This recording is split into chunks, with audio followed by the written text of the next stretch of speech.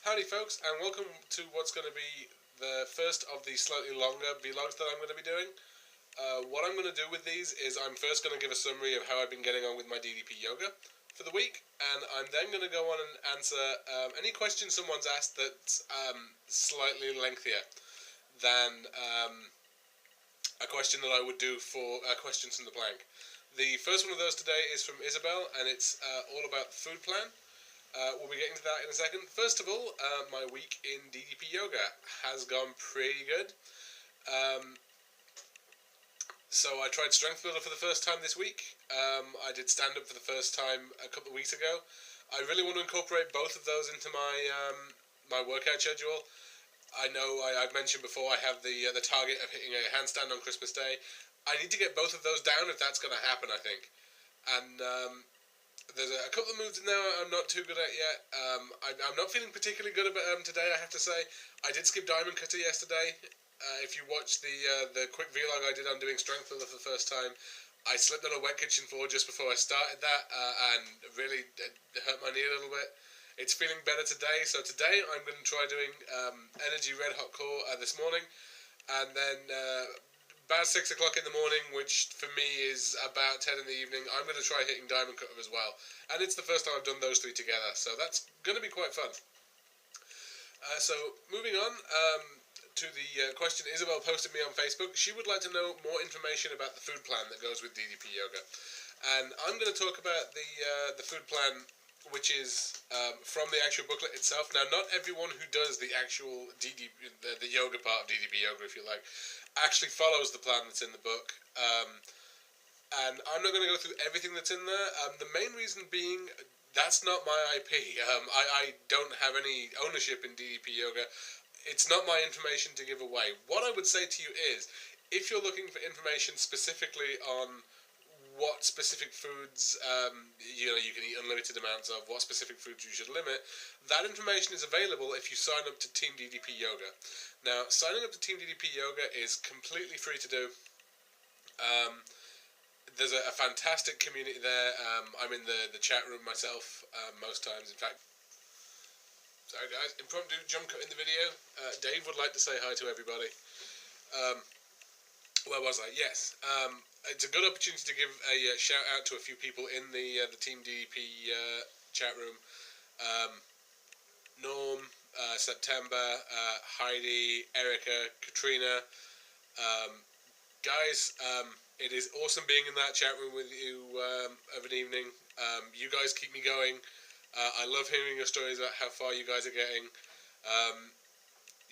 Some of you guys are further ahead than me. It's great to hear where I'm going to be going with this. And I would recommend to anyone that's even remotely thinking about trying DDP yoga as a result of these videos, go and sign up to Team DDP. It's free, there's no obligation on there, there's a ton of information on the food, there's the great community I just mentioned, and there are actually a couple of videos on there that will give you a basic grounding in the workouts. There is a tutorial on the moves called the Diamond Dozen, which is worth a look at just to see if this is the kind of thing you do want to be doing. But without further ado, I am going to move on to talking about the food relating to DDP yoga. And what I'm going to do is I'm going to talk about the basic tenets of the food. Bye, Dave.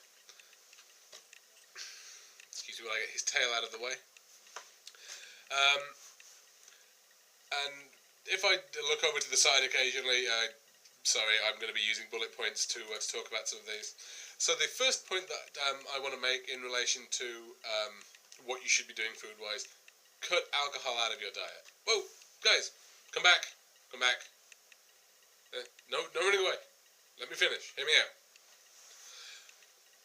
I don't calorie count, pretty much at all, doing the food that I do.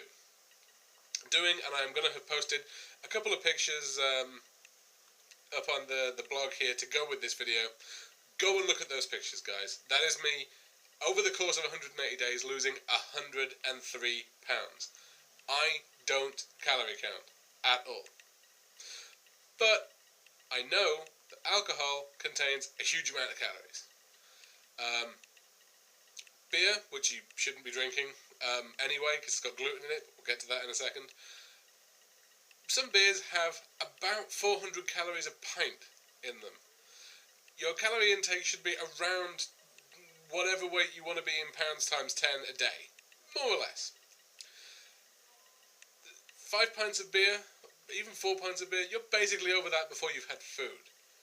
It just makes sense to not do that. It doesn't get much better if you're not a pint drinker. Wine is a little bit better. Spirit is probably the best of the lot. But really, again, any kind of vast quantity of alcohol is going to be a horrible idea. I've had 2 drinks in the last 6 months, both of which were a shot of whiskey. One when I turned 30, one was to commemorate a relative who died recently. And honestly, I don't miss it. But I know if you can't give it up, have one drink. Then start drinking water or fruit juice. There are so many things out there that you can swap alcohol out with that taste just as good.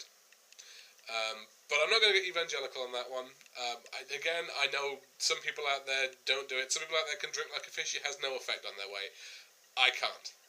And you can see from looking at those photos that I put up, it has a real impact. It's not the only thing that has an impact. It definitely does have an impact. So the second thing I wanted to mention, I mentioned it briefly there, was cutting gluten out of your diet. Now, what's gluten, you ask? Gluten is generally contained in things that have wheat in them. Not solely. If any of you know anyone who's a celiac, they will be able to give you a far more detailed description, I'm sure. Now, I'm not going to go into the science here, because to be brutally honest, I can't speak on it in enough depth to actually bother putting it onto this video. What I would say is there is a book called Wheat Belly, which if you Google it, look it up, it's available on Amazon.co.uk. I imagine it's on Amazon.com as well. It's worth a read. It may sound like scaremongering if you haven't actually tried cutting gluten out of your diet. Give it 3 weeks, guys. Cut gluten out of your diet completely. Give it 3 weeks. See how you feel. I guarantee you, you will feel better. I was skeptical on this. Anyone who knows me knows how big a skeptic I am. It is well worth giving this a try. What I would also say, as far as cutting gluten out of your diet is concerned, even if you disagree with all of the science, you think it sounds like a bit of a fad, cutting gluten out of your diet instantly stops you eating any processed crap. Seriously, you'd be amazed the stuff that has gluten in it. Effectively, what it will do is it will mean that when you go to a supermarket to buy food for the day, you'll be going into the vegetable aisle and you'll be going into the aisle that contains fresh meat, and that's all you'll be going into, which is awesome because that's where all the healthy food lives. You won't be going into the freezers. Seriously, I have spent quality time in Tesco's looking through the big freezer cabinets. You won't find anything in there that doesn't have gluten in it. Exactly the same if you go looking in the tins and stuff like that. They will all contain wheat. You'd be amazed the things that contain wheat. There is also a range of stuff most supermarkets do that is designed for celiacs that is gluten-free. I would honestly try and stay away from as much of that as possible.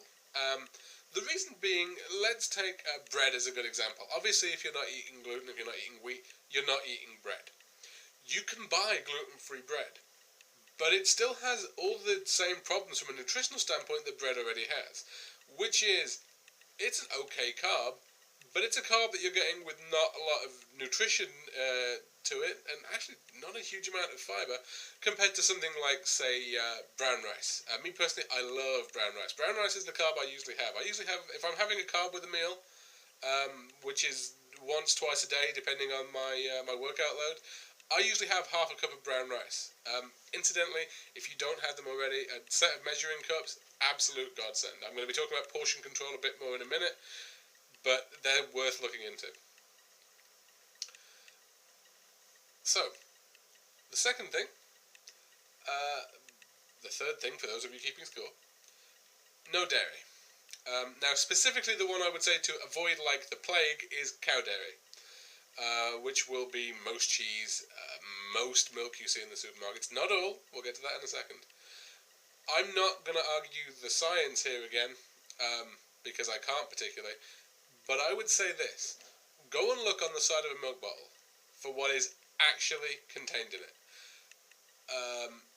Go and watch. There are some great documentaries about the cattle industry and the crap that gets fed to them.